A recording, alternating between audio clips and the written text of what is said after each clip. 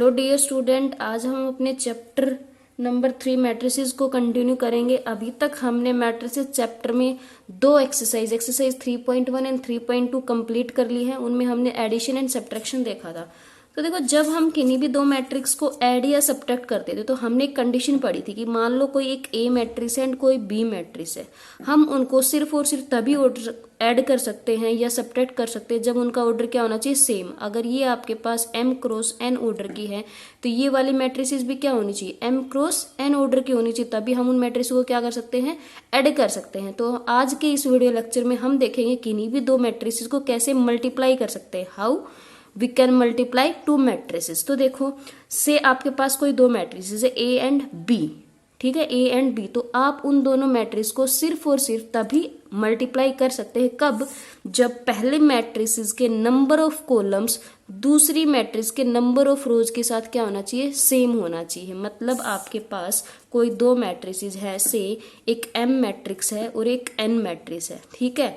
आपको इन दोनों मैट्रिक्स को क्या करवाना है, मल्टीप्लाई करवाना है। तो इन आप मैट्रिक्स को कब मल्टीप्लाई करवा सकते हो, जब इसके नंबर ऑफ कॉलम्स, इसके नंबर ऑफ कॉलम्स और इसके नंबर ऑफ रोज क्या होंगे, सेम होंगे, तभी आप क्या करवा सकते हो, दोनों को मल्टीप्लाई। से आपके पास अगर m का ऑर्डर 2 क्रॉस 3 है, आपके पास m का ऑर्डर 2 क्रॉस 3 है और n, तो हमें क्या कंडीशन है, इसके कॉलम और इसके रोज क्या होने चाहिए, सेम। तो अगर इसमें कितने कॉलम है, 3, तो इसमें भी कितने कॉलम होने चाहिए, 3, ठीक है।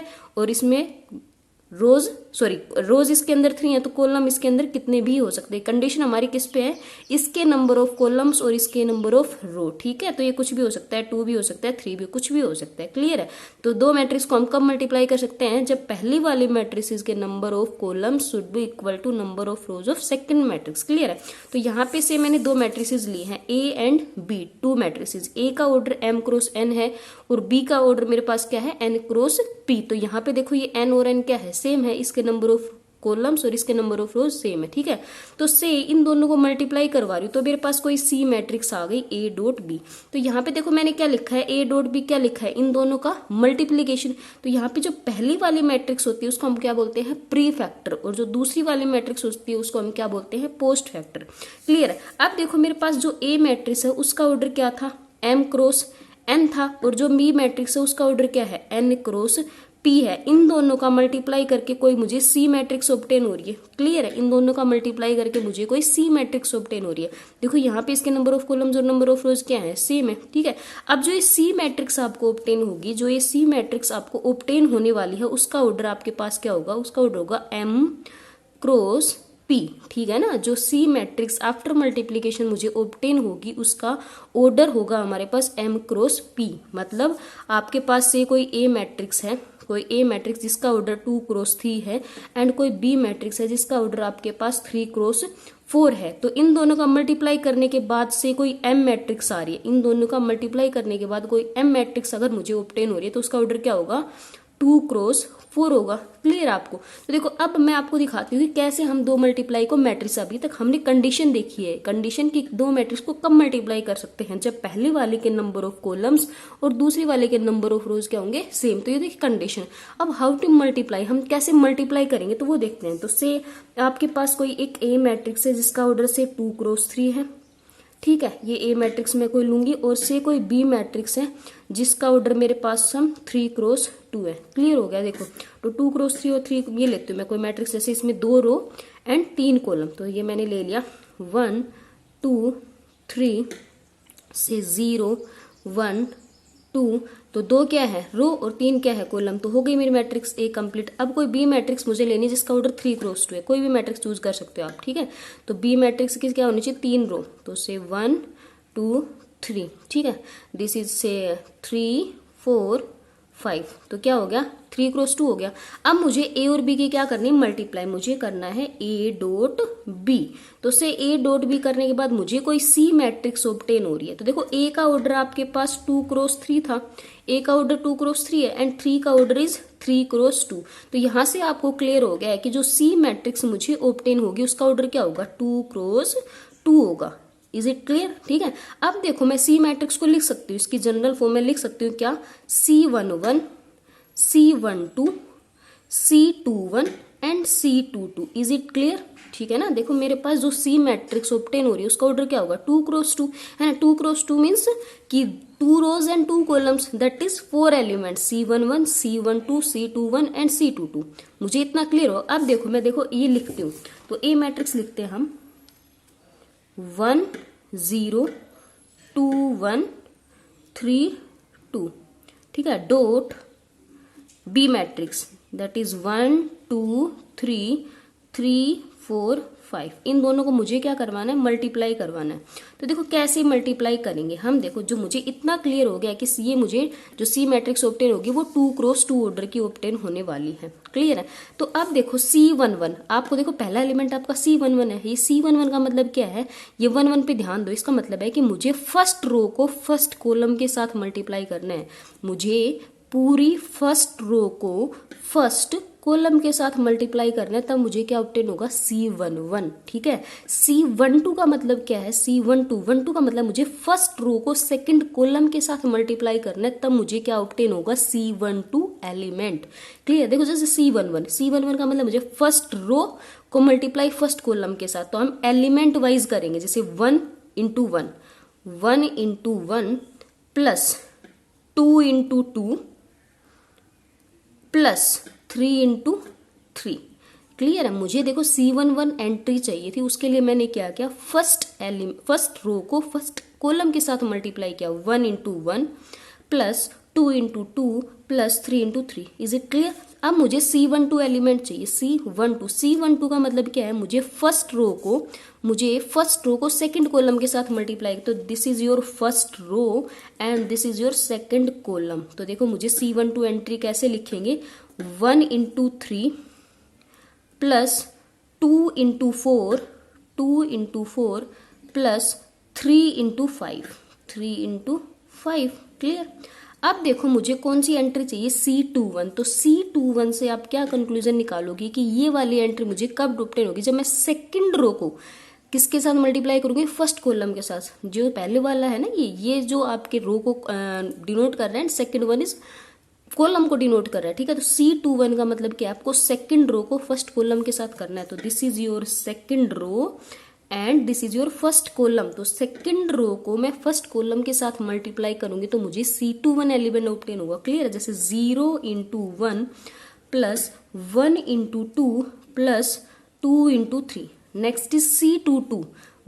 C22 का मतलब क्या है कि मुझे सेकंड रो को सेकंड कॉलम के साथ मल्टीप्लाई करना है, सेकंड रो को सेकंड कॉलम के साथ। तो this will be your 0 × 3 plus 1 × 4 plus 2 × 5.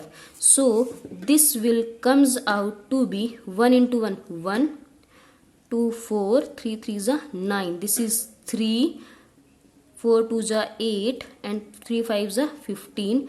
This is 0 plus 2 plus 6. This is 0 plus 4 plus 10. Clear? This will be 5 है ना, 5 और 9 14, 8 and 3 is 11, 11 and 15 is 26. This is 8 and this is 14. Clear? ठीक है ना। देखो दोबारा रिपीट करती हूँ, हमें ये मैट्रिक्स कैसे ऑब्टेन। देखो मेरे पास A एंड B दो मैट्रिसेस थी, A एंड B दो मैट्रिसेस थी। A का ऑर्डर 2x3 था, B का ऑर्डर 3x2 था। तो हम सिर्फ और सिर्फ दो मैट्रिक्स को कब मल्टीप्लाई कर सकते हैं, जब पहली वाले मैट्रिक्स के नंबर ऑफ कॉलम्स अगर अगली वाले मैट्रिक्स के नंबर ऑफ रो के साथ सेम है तो हम दोनों को मल्टीप्लाई कर सकते हैं। ठीक है। तो देखो यहाँ पे नंबर ऑफ कॉलम्स और नंबर ऑफ रोज सेम थे, है ना, प्री फैक्टर और पोस्ट फैक्टर के, तो हम दोनों का मल्टीप्लिकेशन कर सकते हैं।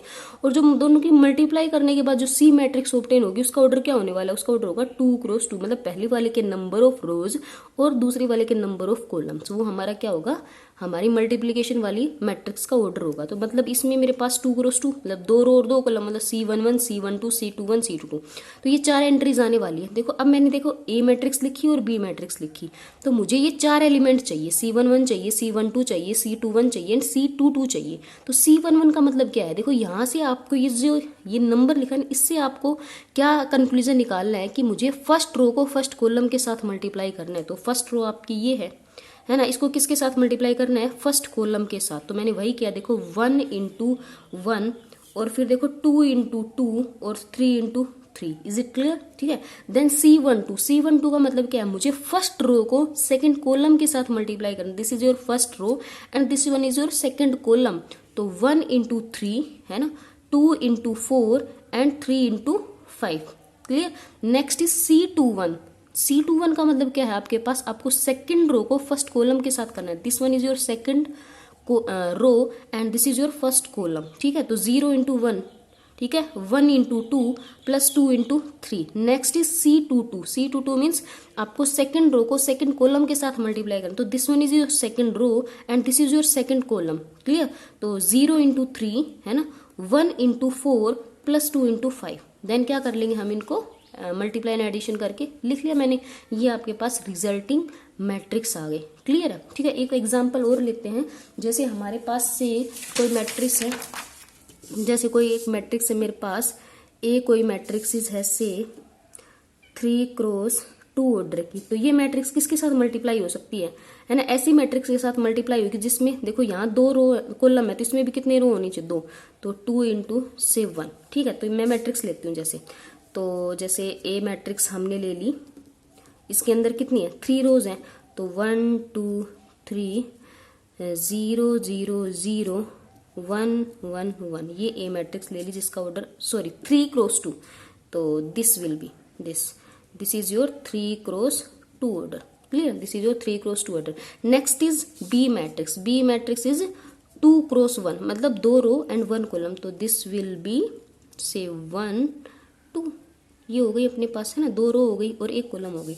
तो मुझे ए और बी को मल्टीप्लाई करना है। तो ए का ऑर्डर मेरे पास 3x2 है एंड बी का ऑर्डर मेरे पास क्या है, 2x1 है। ठीक है, दोनों सेम हो गई। तो अब जो रिजल्टिंग मैट्रिक्स सी आएगी उसका ऑर्डर क्या होगा, 3x1 होगा अपने पास। 3x1 को हम इन जनरल मैट्रिक्स लिखे, तो इसका मतलब क्या है, 3 रो और 1 कॉलम, 3 रोज। तो 3 रोज और 1 column. This is your C11 C21 and C31, है ना। तो देखो 3 रो हो गई, 1 कॉलम हो गई। तो मुझे ये मैट्रिक्स ऑब्टेन करना है। देखो कैसे ऑब्टेन करेंगे, ए मैट्रिक्स लिखो, 1 2 3 0 0 0। Next is your B matrix, that is 1 2। Clear है? तो देखो इसका मतलब क्या है, मैंने ए मैट्रिक्स को लिखा, बी मैट्रिक्स को लिखा, तो मुझे मल्टीप्लिकेशन के बाद ये मैट्रिक्स ऑब्टेन होगी जिसका ऑर्डर 3x1 है। तो C11 का मतलब क्या होगा, C11 का मतलब है मुझे फर्स्ट रो को फर्स्ट कॉलम के साथ मल्टीप्लाई करना है। This is your first row and this is your first column, multiply करना है, करो मल्टीप्लाई। तो 1 की मल्टीप्लाई 1 के साथ प्लस सेकंड एलिमेंट सेकंड के साथ, 0 into 2। Clear? Next is C21, मतलब मुझे सेकंड रो को फर्स्ट कॉलम के साथ मल्टीप्लाई करना है। This is your second row and this is your first element. ठीक है, तो पहला एलिमेंट पहले के साथ, मतलब 2 इंटू 1 प्लस 0 इंटू 2, दूसरा दूसरे के साथ। नेक्स्ट इज C31, इसका मतलब क्या है कि मुझे थर्ड रो को फर्स्ट कॉलम के साथ करना है। This is your third row and this is your first column. तो 3 इंटू 1 प्लस 0 इंटू 2। तो this will comes out to be 1 2 and 3। ये हमारी क्या होगी, रिजल्टिंग मैट्रिक्स। तो आई होप आप सभी को मैट्रिक्स मल्टीप्लिकेशन क्लियर हुआ होगा। यहाँ पे जो मेरी नेसेसरी एंड सफिशिएंट कंडीशन थी वो किसके ऊपर थी, कि मान लो हम ये कोई मेरी फर्स्ट मैट्रिक्स है, ये कोई सेकंड मैट्रिक्स, इन दोनों को अगर मल्टीप्लाई कर रहे हैं तो पहली वाले के नंबर ऑफ कॉलम्स और दूसरी वाले के नंबर ऑफ रोज सेम होने चाहिए। हम सिर्फ और सिर्फ 2 मैट्रिक्स को तभी मल्टीप्लाई कर सकते हैं, अदरवाइज नहीं। क्लियर? नेक्स्ट हम स्टडी करेंगे प्रॉपर्टीज ऑफ मैट्रिक्स मल्टीप्लिकेशन, कि मैट्रिक्स मल्टीप्लिकेशन पे क्या क्या प्रॉपर्टीज होती है। देखो जो फर्स्ट प्रॉपर्टी हमारी है, उस प्रॉपर्टी में क्या बोल रहा है, मैट्रिक्स मल्टीप्लिकेशन इज एसोसिएटिव, कि जो मैट्रिक्स मल्टीप्लिकेशन होता है वो हमारा एसोसिएटिव होता है। मीन्स ये जो पहले AP की मल्टीप्लाई करके C से मल्टीप्लाई करे, या BC की मल्टीप्लाई, मतलब पहले B और C की मल्टीप्लाई करे, देन ये जो रिजल्टिंग मैट्रिक्स आएगी उसकी A के साथ मल्टीप्लाई करे, तो हमारे दोनों क्या होंगे, सेम होंगे। इस रिजल्ट का वेरिफिकेशन हम देखेंगे अपने एक्सरसाइज के क्वेश्चंस के साथ। क्लियर है? ठीक है। नेक्स्ट हमारी प्रॉपर्टी क्या है, नेक्स्ट प्रॉपर्टी है multiplication of matrix is distributive with respect to addition of matrix, कि जो मैट्रिक्स का जो मल्टीप्लिकेशन होता है वो एडिशन के रिस्पेक्ट में क्या होता है, डिस्ट्रीब्यूटिव होता है। फॉर एग्जाम्पल आपके पास कोई A मैट्रिक्स है जिसका ऑर्डर M क्रॉस N है, और कोई B एंड C मैट्रिक्स है जिसका ऑर्डर N क्रॉस P है। देखो B और C का ऑर्डर मैंने सेम क्यों लिया है, क्योंकि इन दोनों मैट्रिक्स को मुझे एडिशन करना है। ठीक है ना, देखो ये बोला था ना कि डिस्ट्रीब्यूटिव होता है एडिशन के रेस्पेक्ट में, तो B और C का ऑर्डर सेम लेना पड़ेगा, क्योंकि सेम लेंगे तभी तो क्या होगा, एडिशन पॉसिबल होगा, ठीक है। तो a इंटू में b प्लस सी करें या ए बी प्लस ए सी करें, हमारे पास सेम आएगा। इसका वेरिफिकेशन भी हम एक्सरसाइज के क्वेश्चंस के साथ देखेंगे, क्लियर है। नेक्स्ट मेरे पास रिजल्ट है, क्या कह रहा है, multiplication of matrix is not necessarily commutative, कि जो मैट्रिक्स का मल्टीप्लीकेशन होता है हमारे पास वो जरूरी नहीं है कम्यूटेटिव हो। कम्यूटेटिव मीन्स ए बी और बी ए बराबर आए, this is not necessarily equal, ये जरूरी नहीं है कि इक्वल हो। एडिशन में हमारा सेम होता था, एडिशन में हमारे पास a प्लस बी और b प्लस ए क्या होता था, इक्वल होता था, ठीक है। बट मल्टीप्लीकेशन में ये चीज जरूरी नहीं है कि सेम हो। फॉर एग्जाम्पल हमारे पास एक एग्जाम, मतलब ये हमारा सेम हो भी सकता है और नहीं भी, तो हमारा जरूरी नहीं है, इज नॉट नेसेसरली कम्यूटेटिव। तो से मेरे पास एक a मैट्रिक्स हो एक b मैट्रिक्स हो, देखो इन दोनों का मल्टीप्लाई करते हैं, से a डॉट b करते हैं, तो देखो a डॉट बी, इसका ऑर्डर देखो 2 क्रॉस 2 है और इसका ऑर्डर भी 2 क्रॉस 2 है। देखो इसके नंबर ऑफ कॉलम्स, इसके नंबर ऑफ रोज सेम है, तो मल्टीप्लिकेशन पॉसिबल है। और जो मल्टीप्लाई होके जो सी मैट्रिक्स हमारे पास ऑब्टेन होगी उसका ऑर्डर क्या होगा, 2 क्रॉस 2 होगा, उसका ऑर्डर 2 क्रॉस 2 होगा, क्लियर है। अब देखो 2 क्रॉस 2 में इसका मतलब इसमें 4 एलिमेंट आएंगे, 2 रो 2 कॉलम, मतलब C11 C12 C21 and C22, ये एलिमेंट्स आने वाले हैं, क्लियर है। तो देखो ये एलिमेंट कब आएगा, C11 कब आएगा, C11 कब आएगा, जब ये फर्स्ट रो है ये फर्स्ट कॉलम के साथ मल्टीप्लाई होगी, फर्स्ट रो फर्स्ट कॉलम के साथ, तो ये क्या हो जाएगा 1 इंटू 1 प्लस 1 इंटू 0, है ना। C12 का मतलब क्या है, 12 का मतलब है फर्स्ट रो सेकंड कॉलम के साथ, तो this is your first row, ये सेकंड कॉलम के साथ होगी, मतलब 1 into 0 plus 1 into 0, clear. Next is C21, C21 का मतलब क्या है, जो सेकंड रो है वो फर्स्ट कॉलम के साथ होनी चाहिए, मतलब 0 into 1 plus 0 into 0, clear. Next is C22, C22 का मतलब क्या है कि जो मेरी सेकंड रो है वो सेकंड कॉलम के साथ मल्टीप्लाई होनी है, सेकंड रो सेकंड कॉलम के साथ, तो 0 इंटू 0 प्लस 0 इंटू 0, ठीक है। तो ये क्या आ जाएगा अपने पास, ये आ गया 1 0 0 एंड 0, ये आ गया अपने पास, क्लियर है, ये आ गया। ए बी मेरे पास ये है, अब मुझे क्या करना है, मुझे बी ए निकालना है, बी ए। तो देखो बी ए निकालते हैं, तो बी ए का बी मैट्रिक्स पहले लिखेंगे, तो 1 0 0 0, क्लियर है। ए मैट्रिक्स को बाद में 1 0 1 0, इन दोनों की मल्टीप्लाई करेंगे, तो मल्टीप्लाई क्या होगा, देखो ये 1 1 वाला एलिमेंट आएगा पहले, तो मतलब फर्स्ट रो को फर्स्ट कॉलम के साथ मल्टीप्लाई करना है ना, फर्स्ट रो को फर्स्ट कॉलम के साथ मल्टीप्लाई करना है, तो 1 इंटू 1 प्लस 0 इंटू 0, फिर C12 चाहिए, मतलब फर्स्ट रो को मुझे सेकंड कॉलम के साथ करना है, तो 1 into 1 plus 0 into 0, corresponding element होंगे आपस में मल्टीप्लाई। देन C21 का मतलब क्या है, सेकंड रो को मुझे फर्स्ट कॉलम के साथ करना है, तो that means 0 into 1 plus 0 into 0। Next is C22 element होगा, मतलब मुझे सेकंड रो को सेकंड कॉलम के साथ करना है, that means 0 into 1 plus 0 into 0। This will comes out to be 1, this will again 1, this is 0, this is 0। तो देखो ये आपके पास बी ए मैट्रिक्स है और ये आपके पास ए बी मैट्रिक्स है। क्या ये दोनों मैट्रिक्स इक्वल है, नहीं, ये दोनों मैट्रिक्स इक्वल नहीं है। तो यहाँ से हमने क्या प्रूव किया है कि multiplication of matrix is not necessarily commutative. तो हमारे पास एक रिजल्ट होता है क्या, कि product of two matrices can be a null matrix even if neither of them is a null matrix. देखो ये क्या कह रहा है कि हमारे पास किन्हीं भी दो मैट्रिक्स का प्रोडक्ट 0 हो सकता है, प्रोडक्ट 0 हो सकता है। कब, कि जरूरी नहीं है कि यहाँ पे देखो ए और बी दोनों नल मैट्रिक्स नहीं है आपके, दोनों नॉन जीरो मैट्रिक्स, और इन दोनों का प्रोडक्ट आपके पास 0 आएगा। देखो हम इनका मल्टीप्लीकेशन करके देखते हैं, ए डॉट बी, तो दिस विल बी 0 0 3 0 डॉट 2 0 0 0, ठीक है। तो ये तो आपको क्लियर हो गया, जैसे दोनों 2 क्रॉस 2 ऑर्डर की मैट्रिक्स हैं, तो जो रिजल्टेंट मैट्रिक्स आएगी मल्टीप्लिकेशन के बाद उसका ऑर्डर भी क्या होने वाला है, 2 क्रॉस 2 ही होगा अपने पास, है ना। तो देखो ये 1 1 एलिमेंट कैसे ऑब्टेन होगा, फर्स्ट रो फर्स्ट कॉलम के साथ मल्टीप्लाई होगी, तो 0 into 2 plus 3 into 0 that is 0। Next देखो ये जो 1 2 वाला एलिमेंट है ये फर्स्ट रो को सेकंड कॉलम के साथ मल्टीप्लाई करना पड़ेगा, तो 0 की 0 के साथ करेंगे 0 प्लस 3 की 0 के साथ करेंगे 0। देन ये जो 2 1 एलिमेंट है ये सेकंड रो को मुझे फर्स्ट कॉलम के साथ करना पड़ेगा, तो 0 इंटू 2 0 प्लस 0 इंटू 0 0। नेक्स्ट ये जो 2 एलिमेंट आएगा ये मुझे सेकंड रो को सेकंड कॉलम के साथ करना पड़ेगा, तो 0 इंटू 0 प्लस 0 इंटू 0, ठीक है। तो ये क्या आएगा आपके पास, तो 0 इंटू 2 तो क्या हो जाएगा 0, ये ऑल ओवर 0 0 0 0। तो देखो यहाँ से क्या कंक्लूजन निकलता है अपने पास, देखो यहाँ पे ए भी नॉन जीरो मैट्रिक्स थी, मतलब नल मैट्रिक्स नहीं थी, और बी भी नॉन जीरो मैट्रिक्स थी, इन दोनों का प्रोडक्ट क्या आ गया, जीरो मैट्रिक्स। तो यहाँ से ये कंक्लूजन निकल रहा है कि जरूरी नहीं है कि जरूरी नहीं है कि दो मैट्रिक्स जीरो हो तभी उनका प्रोडक्ट जीरो आए, मतलब अगर दो मैट्रिक्स नॉन जीरो भी है तो भी उनका प्रोडक्ट जीरो आ सकता है। जैसे हमने नंबर सिस्टम में देखा था, नंबर सिस्टम में मान लो आपके पास कोई एक नंबर एक्स है और आपने अगर इसको जीरो के साथ मल्टीप्लाई कर दिया तभी ये जीरो आता था, तभी ये जीरो आता था। अगर आप इसको किसी भी नॉन जीरो, मतलब ये एक्स है कोई नॉन जीरो नंबर है, और इसको अगर आप किसी नॉन जीरो नंबर के साथ, मतलब वाई भी अगर आपका नॉन जीरो है, तो ये कभी भी मेरा जीरो नहीं आ सकता। अगर ये भी नॉन जीरो है और ये भी नॉन जीरो है तो इन दोनों का प्रोडक्ट कभी भी जीरो नहीं आ सकता है। बट यहाँ मैट्रिक्स सिस्टम में क्या है आपके पास, अगर कोई दो मैट्रिक्स नॉन जीरो नहीं है, मतलब नल मैट्रिक्स भी नहीं है, तब भी उनका प्रोडक्ट जीरो हो सकता है। क्लियर है।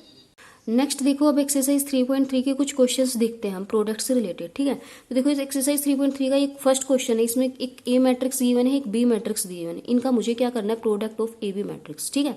तो देखो मेरे पास क्या है, मुझे एक ए मैट्रिक्स गिवन है एंड एक बी मैट्रिक्स। तो मैंने ए मैट्रिक्स लिखी, मैंने बी मैट्रिक्स लिखी। ए का ऑर्डर हमारे पास 2x3 है एंड बी का ऑर्डर इज 3x2। तो देखो दो इसकी नंबर ऑफ कॉलम्स, इसके नंबर ऑफ रोज के क्या है, इक्वल है, दैट मीन्स इन दोनों का प्रोडक्ट पॉसिबल है। और जो रिजल्टेंट मैट्रिक्स मुझे ऑब्टेन होगी उसका ऑर्डर क्या होने वाला है, मेरे पास 2x2, उसका ऑर्डर मेरे पास 2x2 होगा, जो रिजल्टेंट मैट्रिक्स मल्टीप्लाई होके आएगी मेरे पास। तो इसका मतलब उसमें ये दो रोज और दो कॉलम्स होंगे हमारे पास, ठीक है। देखो दोनों को मल्टीप्लाई करते हैं, तो देखो A11 एलिमेंट, मतलब जो मैट्रिक्स, जो मुझे सी मैट्रिक्स कुछ भी ऑब्टेन होगी मल्टीप्लाई होने के बाद, उसमें जो फर्स्ट एलिमेंट आएगी, ये जो फर्स्ट एंट्री कब ऑब्टेन होगा मुझे, जब फर्स्ट रो को फर्स्ट कॉलम के साथ मल्टीप्लाई करूंगी। तो ये मेरे पास फर्स्ट रो हो गया है ना, इसको किसके साथ मल्टीप्लाई करना है, फर्स्ट कॉलम के साथ। तो देखो करते हैं, एलिमेंट वाइज करेंगे, ठीक है। तो 2 into one plus 3 into 3 plus 4 into -5। Clear है। नेक्स्ट देखो A12 कब ऑब्टेन होगा, जब मैं फर्स्ट रो को सेकंड कॉलम के साथ मल्टीप्लाई करूंगी, that means 2 into 2 plus 3 into -4 plus 4 into 6। Clear है। नेक्स्ट इज A21 कब ऑब्टेन होगा, जब मैं सेकंड रो को फर्स्ट कॉलम के साथ मल्टीप्लाई करूंगी, दैट मीन्स -1 इंटू 1। क्लियर है, ठीक है। And 2 into 3 and -5 into -5, that will B 25। Clear है, ठीक है। अब देखो A22 कब ऑब्टेन होगा, जब सेकंड रो को सेकंड कॉलम के साथ मल्टीप्लाई करेंगे। This is your second row and this is your second column, ठीक है। तो -1 into 2 plus 2 into -4 plus -5 into 6। Clear है। अब ये क्या आ जाएगा अपने पास, दिस इज 2 प्लस 9 -20।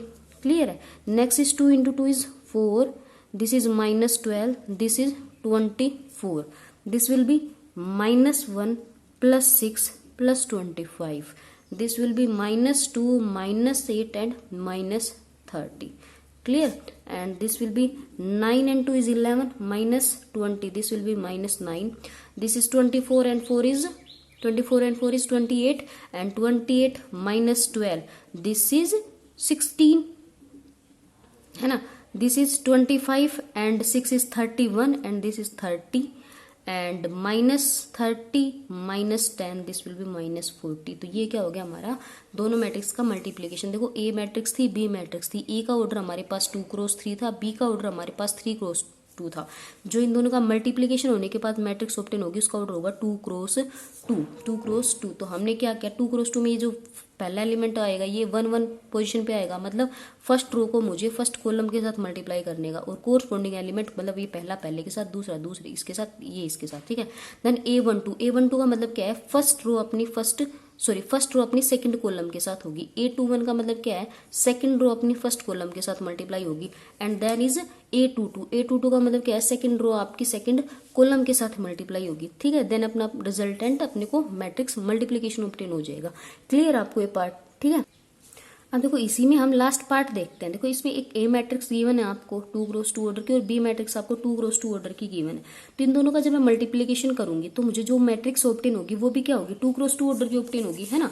तो से आपके पास ये ए मैट्रिक्स थी, ये बी मैट्रिक्स थी, दोनों को मल्टीप्लाई करते हैं। तो इनको मल्टीप्लाई करने से देखो ये जो हमारे पास ये लिखा हुआ है ये क्या है, ओमेगा स्क्वायर। तो आपके पास एक रिजल्ट होता है क्या, 1 प्लस ओमेगा स्क्वायर, इसकी वैल्यू आपके पास 0 होती है, ठीक है। और जो ओमेगा क्यूब की वैल्यू होती है वो आपके पास 1 होती है। ये आपके पास एक रिजल्ट, इसका हमें यूज करना है, ठीक है। तो देखो इसको मल्टीप्लाई करते हैं। तो देखो ये कैसे होगा, हमारे पास फर्स्ट रो हमारी फर्स्ट कॉलम के साथ मल्टीप्लाई होगी। तो 1 into omega plus omega square into 1 that is omega square. Then first row मेरी सेकेंड कॉलम के साथ मल्टीप्लाई होगी। तो 1 into omega square plus omega square into omega square that will be omega 4। Clear है। Then second column हमारा first row के साथ multiply होगा। This means omega into omega plus omega into 1। Then जो सेकंड रो है अपने पास वो सेकंड कॉलम के साथ होगी। That means omega into omega square that will be omega cube plus omega into omega square again omega cube.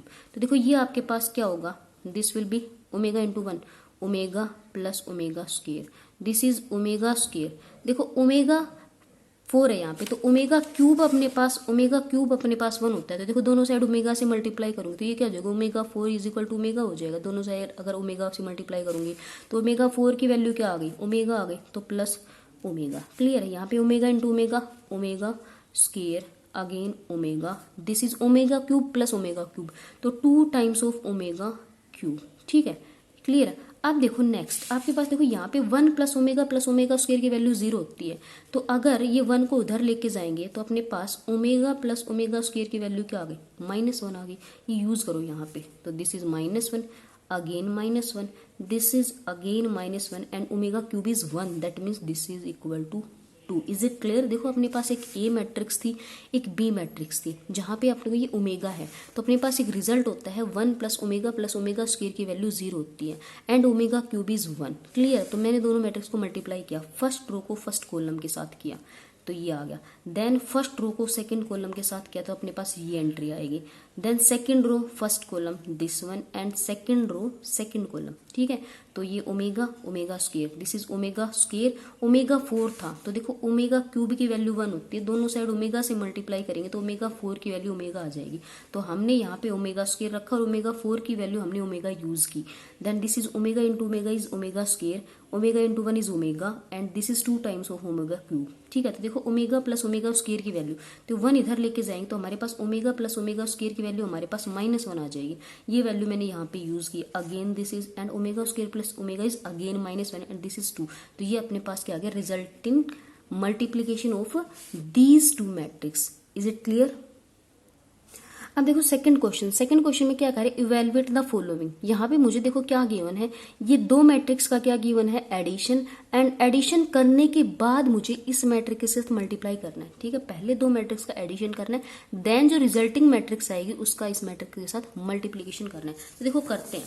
देखो यहाँ पे क्या गिवन है, अपने को यही गिवन है ना कि 2 मैट्रिक्स का मुझे क्या करना है, एडिशन करना है। देखो एडिशन करते हैं, दोनों का ऑर्डर सेम है तो एडिशन पॉसिबल है। तो क्या आ जाएगा अपने पास आ जाएगा 1 + 3, कोरस्पोंडिंग एलिमेंट को ऐड करेंगे ना, 1 + 3 is 4, then 3 + -2 is 1, -1 - 1 is -2, -4 + 1 is -3।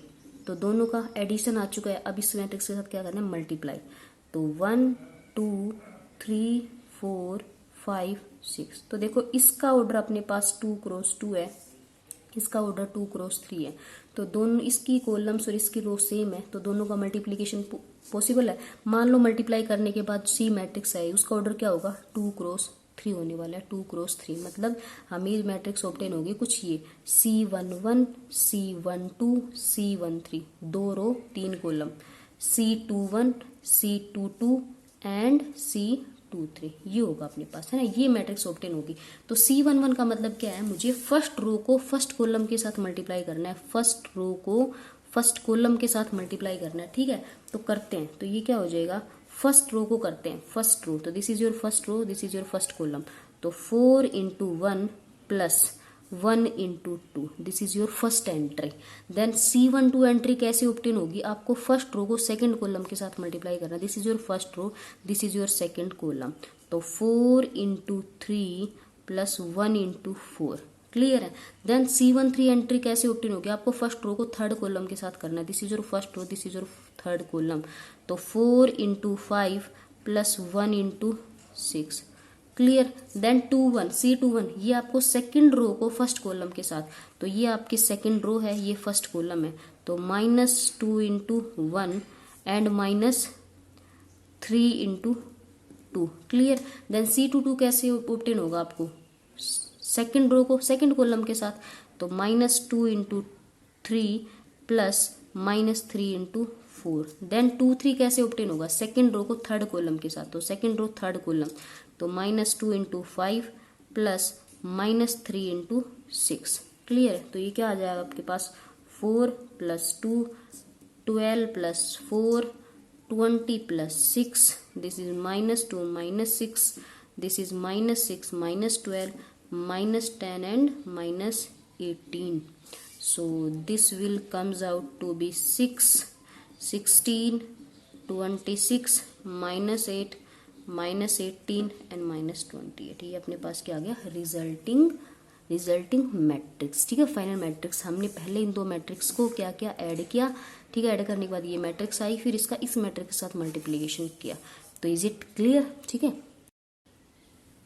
अब देखो इसका सेकंड पार्ट देखो सेकंड पार्ट में आपको एक ये मैट्रिक्स गिवन है, एक ये है और एक ये, तीन मैट्रिक्स आपके पास गिवन है, इन तीनों मैट्रिक्स का आपको क्या करना है, प्रोडक्ट करना है, इवैल्यूएट करना है। तो देखो ये आपके पास क्या है, से एक ए मैट्रिक्स है जिसका ऑर्डर क्या है आपके पास 1 रो 3 कॉलम, तो 1 क्रॉस 3 से ये बी मैट्रिक्स जिसका ऑर्डर 3 क्रॉस 3 है, और ये सी मैट्रिक्स जिसका ऑर्डर 3 क्रॉस 1 है। तो हमारे पास जो कंडीशन होती है मल्टीप्लीकेशन की, वो क्या होती है कि किन्हीं भी दो मैट्रिक्स को हम से ए मैट्रिक्स और बी मैट्रिक्स है, तो इसका ऑर्डर अगर m क्रॉस n है, तो हम दो मैट्रिक्स को कब मल्टीप्लाई कर सकते हैं, जब इसके नंबर ऑफ कॉलम्स और इसके नंबर ऑफ रोज क्या होने चाहिए, सेम होने चाहिए। तो देखो सेम होंगे तभी मल्टीप्लाई कर सकते हो। देखो अगर हम इन दोनों मैट्रिक्स को मल्टीप्लाई करते हैं, तो इसके नंबर ऑफ कॉलम और इसके नंबर ऑफ रोज क्या है, सेम है, तो मतलब इन दोनों का मल्टीप्लिकेशन पॉसिबल है।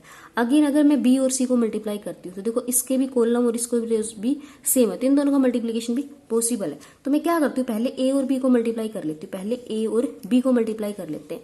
ए और बी को अगर मैं मल्टीप्लाई करती हूँ, तो मान लो आपको कोई डी मैट्रिक्स ऑब्टेन हो रही, कोई डी मैट्रिक्स ऑब्टेन हो रही है आपको, तो इस ये 3 क्रॉस 3, तो इस डी का ऑर्डर क्या होगा, 1 क्रॉस 3 होगा, 1 क्रॉस 3 होगा। 1 क्रॉस 3 का मतलब कि आपके पास एक रो होगी और 3 कॉलम होंगे, एक रो और 3 कॉलम, मतलब जो डी मैट्रिक्स आपके पास आएगी 1 रो 3 कॉलम, तो वो आपके पास कुछ ऐसी आएगी, D11 D12 एंड D13, एक रो हो गई 3 कॉलम हो गई, ठीक है। तो D11 कैसे ऑब्टेन होगा, मुझे फर्स्ट रो को फर्स्ट कॉलम के साथ मल्टीप्लाई करना पड़ेगा, ठीक है। तो करो इसको, तो देखो 1 into 1 प्लस एलिमेंट वाइज होंगे ना, 2 into 2 प्लस 3 into 0, तो ये मतलब D11 एंट्री आ गई। अब D12 एंट्री कैसे आएगी, मुझे फर्स्ट रो को सेकंड कॉलम के साथ करना पड़ेगा, तो फर्स्ट रो को मुझे सेकंड कॉलम के साथ करो भाई, तो 1 into 0 plus 2 into 0 plus 3 into 1। Then D13 कैसे ऑब्टेन होगा, मुझे फर्स्ट रो को थर्ड कॉलम के साथ करना है, फर्स्ट रो को थर्ड कॉलम के साथ करना है, तो 1 into 2 plus 2 into 1 plus 3 into 2, ये आ गया। और मल्टीप्लाई में आपके पास ये मैट्रिक्स है 2 4 6, ठीक है। तो ये लिखो पहले, ये तो अपने पास आ गया 1 into 1 2 into 2 4 4 और 1 5, this is 3 and this is 2 2 and 6, तो दिस इज 10, ये आ गया। और ये आपके पास है 2 4 6, क्लियर है। इसका ऑर्डर आपके पास क्या है 3 क्रॉस 1, और इसका ऑर्डर आपके पास क्या है 1 क्रॉस 3। तो देखो इसके नंबर ऑफ कॉलम इसके नंबर ऑफ रो सेम है, तो दोनों का मल्टीप्लिकेशन पॉसिबल है। और जो फाइनल मैट्रिक्स मुझे ऑब्टेन होगी उसका ऑर्डर क्या होगा 1 क्रॉस 1। मान लो कोई एम मैट्रिक्स आपको ऑब्टेन होगी, तो उसका ऑर्डर क्या होगा 1 क्रॉस 1, मतलब उसके अंदर सिर्फ और सिर्फ एक ही एंट्री होगी। तो वो कैसे ऑब्टेन होगी, फर्स्ट रो को फर्स्ट कॉलम के साथ, तो ये आपका पूरा फर्स्ट रो है और ये पूरा फर्स्ट कॉलम, इन दोनों को मल्टीप्लाई करो, इन दोनों को मल्टीप्लाई करेंगे क्या आएगा 5 into 2 plus 3 into 4 plus 10 into 6, so this will be what 10, this is 12, this is 60, So this will comes out to be 60, 70, 80, 82, 1 cross 1. Is it clear और नोट? देखो क्या था आपके पास एक ए मैट्रिक्स थी, एक बी मैट्रिक्स थी, एक सी मैट्रिक्स थी, ठीक है। तो ए का ऑर्डर हमारे पास 1 क्रॉस 3 था, बी का ऑर्डर 3 क्रॉस 3 था, सी का ये था। तो हमारे पास देखो इसके नंबर ऑफ कॉलम्स, इसके नंबर ऑफ रोज सेम थे। तो मैंने ए और बी का मल्टीप्लीकेशन पहले किया, से इन दोनों का मल्टीप्लाई करके कोई डी मैट्रिक्स ऑब्टेन हो रही है, तो उसका ऑर्डर क्या होगा 1 क्रॉस 3, 1 क्रॉस 3। तो मैंने डी मैट्रिक्स को ये लिखा 1 क्रॉस 3, मतलब उसमें 1 रो 3 कॉलम होंगे, तो D11, D12, D13, मतलब ये 3 एंट्रीज आने वाली है। तो D11 कब ऑब्टेन होगा? जब फर्स्ट रो को फर्स्ट कॉलम के साथ करेंगे। तो ये आ गया फर्स्ट रो फर्स्ट कॉलम, ठीक है, मतलब ये फर्स्ट एंड ये आई। अब फर्स्ट रो को मतलब D11 चाहिए ना मुझे, तो D11 के लिए क्या करना पड़ेगा मुझे? ये फर्स्ट रो को फर्स्ट कॉलम के साथ। दैट D12 के लिए क्या करना पड़ेगा? फर्स्ट रो को सेकंड कॉलम के साथ करेंगे। दैट D13 के लिए क्या करना पड़ेगा? फर्स्ट रो को थर्ड कॉलम के साथ। तो ये आ गया, और ये वाली ये मैट्रिक्स लिखी हुई, तो ये मैट्रिक्स ये आ गई, और ये है। तो अब इसका ऑर्डर 1 क्रॉस 3 है, इसका ऑर्डर 3 क्रॉस 1 है। तो फाइनल मैट्रिक्स जो आएगी उसका ऑर्डर क्या होगा? 1 क्रॉस 1 होगा। मतलब इस पूरी रो को इस पूरी कॉलम के साथ कर दो, तो आपके पास ये रिजल्टिंग मैट्रिक्स आ गई। क्लियर है आपको? अब देखिए इसका जो थर्ड क्वेश्चन में देखो ये मैट्रिक्स दे रखी है, 2 मैट्रिक्स का मल्टीप्लीकेशन, फिर मुझे ऐड करना है इन दोनों का मल्टीप्लीकेशन करके। तो देखो इसमें क्या है अपने पास, तो देखो ये अपने पास एक ए मैट्रिक्स है और एक बी मैट्रिक्स है, जिसका ऑर्डर 1 क्रॉस 2 है और इसका 2 क्रॉस 1 है। तो देखो इन दोनों की जब मल्टीप्लाई करूंगी, इन दोनों ए और बी की मल्टीप्लाई करूंगी, तो मुझे 1 क्रॉस 1 ऑर्डर की मैट्रिक्स ऑब्टेन होगी। मतलब मुझे इस पूरी रो को इस कॉलम के साथ मल्टीप्लाई करना पड़ेगा, क्योंकि जो फाइनल मैट्रिक्स है, मुझे मान लो कोई एम मैट्रिक्स ऑब्टेन होगी, वो 1 क्रॉस 1 की ऑब्टेन होगी ना, 1 क्रॉस 1 की। तो ये A11 एंट्री आएगी हमारे पास, तो कर दो। तो A into C plus B into D, ये आ गया। प्लस आप देखो ये मान लो कोई सी मैट्रिक्स है जिसका ऑर्डर आपके पास 1 क्रॉस 4 है, और ये डी मैट्रिक्स जिसका ऑर्डर 4 क्रॉस 1 है। तो देखो रो कॉलम और रो सेम है, तो ठीक है, इन दोनों का मल्टीप्लीकेशन पॉसिबल है। और जो मैट्रिक्स से मान लो कोई एन मैट्रिक्स आएगी, उसका ऑर्डर क्या होगा? 1 क्रॉस 1 होगा। तो ये कैसे आएगी? First row first column. तो ये आ जाएगा A into A plus B into B plus C into C plus D into D. Clear है?